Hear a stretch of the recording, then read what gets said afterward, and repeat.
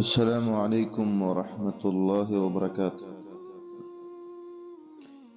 د قیام الليل پنځمه فائدہ او دا ډیره عجیبه فائدہ ده چې ډیر انسانان د دې باره کې پوښتنه هم کوي. زه بندگی کوم، د الله تعالی عبادت کوم، غواړم چې الله رب العالمین ته نږدې شم، په کومه طریقه باندې ونږدې کېږم؟ نو ناشنا طریقه دا ده چې حدیث د عمرو بن عنبسه رضی الله عنه دی.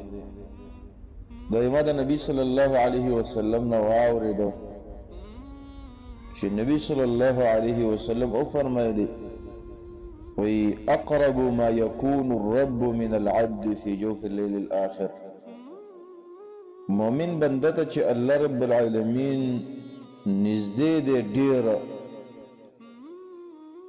نو هغه د شپې په اخرنۍ حصہ کې دا مؤمن مسلمان را پاتېدلی دی، د الله رب العالمین سره مناجات او خبرې کوي او د الله رب العالمین بندگی کوي. په دغه وخت کې ورته الله رب العالمین ډېر نږدې. او په بل حدیث کې نبی صلی الله علیه وسلم فرمایي وی اقرب ما يكون الرب من العبد وهو ساجد.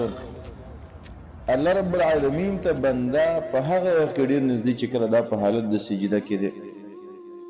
او چې یو مؤمن مسلمان داسې دی چې یو طرف نه په سجده کې دی او بل طرف نه د شپې اخرنۍ حصه ده، نو وح په دې باندې خوشحالي پکار ده، په دې کې د الله رب العالمین بندگی پکار ده. نبی صلی الله علیه وسلم به فرمایي فإن استطعت ان تكون ممن يذكر الله في تلك الساعة فكن.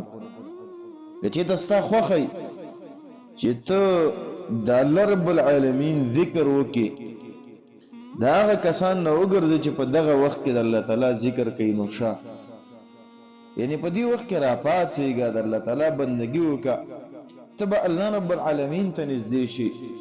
زما د اسلام معزز مؤمنانو ورونو یو خبره زه کوم، هغه دا ده مونږ او تاسې چې د چا سره مخ ګورو، د چا سره رابطه جوړول غواړو، د وزیر سره، د والی سره، د ولسوال سره، د یو جرګمان او ملک سره، هغه ته څومره د پښتنو خبره خورۍ کیږو، کله تحفه وړي او کله ډالۍ وړي، کله د هغه تبه ویلې چې یاره د دې سړي سره زما طبیعت جوړ شي او خبرې ورسره وشي.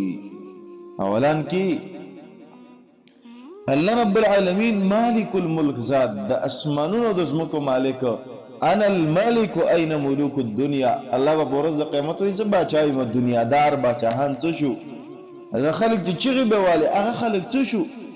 نه ګوره د دې باچا سره د رابطې جوړولو اسانه لاره ده، اسانه طریقه ده.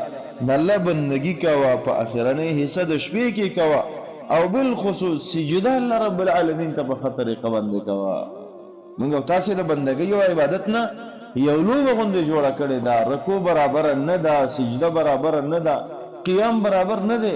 عجیبه خبره ده چې ډېر مسلمانان ورونه ووینم، ډېرې خویندې ووینم، هغه 4 رکعت لمونځ په 2 منټه کې وکړي، هغه 4 رکعت لمونځ په 3 منټه کې وکړي، اقلا چې ډېر محنت وکړي 4 رکعت لمونځ په 4 منټه کې وکړي.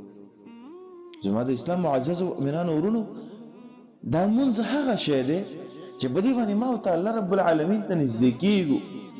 موږ په دغه حالت کې الله ته نږدې یو، او دا موږ او تاسې داسې په منډه باندې کوو، د الله تعالی سره مناجات او خبرې دي، خو دا موږ او تاسې دومره په منډه باندې روانې کړي دي، دومره په منډه باندې چې ته به وایې بیخي یو چا په ده پسې شاته اور نیولی دی یا په ده پسې شاته دشمن نه روان دی، دا ولې ځکه په منډه باندې.